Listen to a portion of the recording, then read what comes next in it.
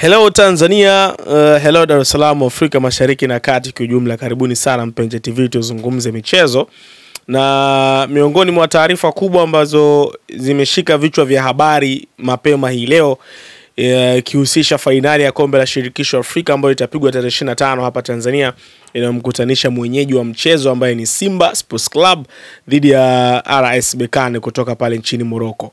Finali ya kwanza inapigwa tarehe 17 pale Casablanca, Morocco, na hivi tunavyozungumza sasa tayari kikosi cha Simba, viongozi, mashabiki pamoja na wadau mbalimbali wa soka tayari wamekwisha kutia maguu pale Morocco kwa ndege ya moja kwa moja iliyotolewa na Mheshimiwa Rais wa Jamhuri ya Muungano wa Tanzania Daktari Samia Suluhu Hassan, ikiwa ni sehemu ya kuwapa Simba support kuelekea finali hii ya kwanza ya kombe la shirikisho msimu huu. Lakini kubwa ambalo leo limeshika hatamu kwa namna moja au nyingine ni kuhusiana na taarifa ambayo wengi hawakutarajia. Hapo awali ilikuwa inafahamika kwamba serikali kupitia Wizara ya Utamaduni, Sanaa na Michezo iliyoko chini ya Mheshimiwa Waziri Palamagamba John Isaac Kabudi inafanya maboresho ya nguvu kwenye dimba la Benjamin Mkapa ili finali hiyo ya kombe la shirikisho Afrika ipigwe hapo, ambao Simba atakuwa mwenyeji kwenye finali hiyo ya pili ambayo itakuwa ndio ya mwisho ya kukabidhiwa kombe la shirikisho.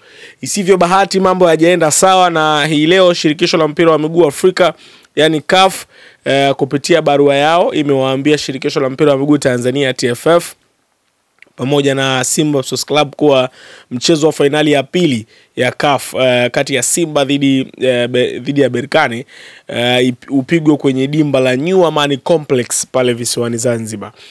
CAF imesema uamuzi huo ni baada ya kujiridhisha na ukaguzi wa uwanja wa Benjamin Mkapa katika vipindi vya mvua.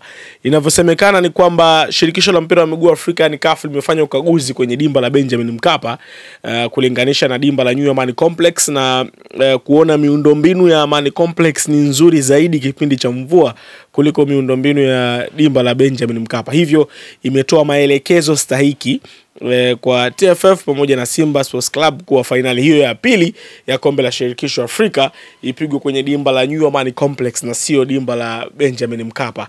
Kwa namna moja au nyingine hii imeleta hisia mseto kwa mashabiki wa Simba, viongozi pamoja na wanahabari mbalimbali.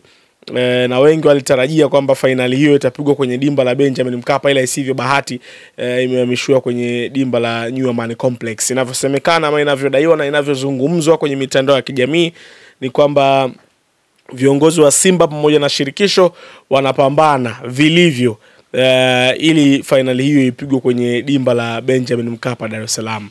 Ni hayo tu ambayo nimekusogezea kupitia Mpenja TV, na ni taarifa ambayo imetufikia hivi punde.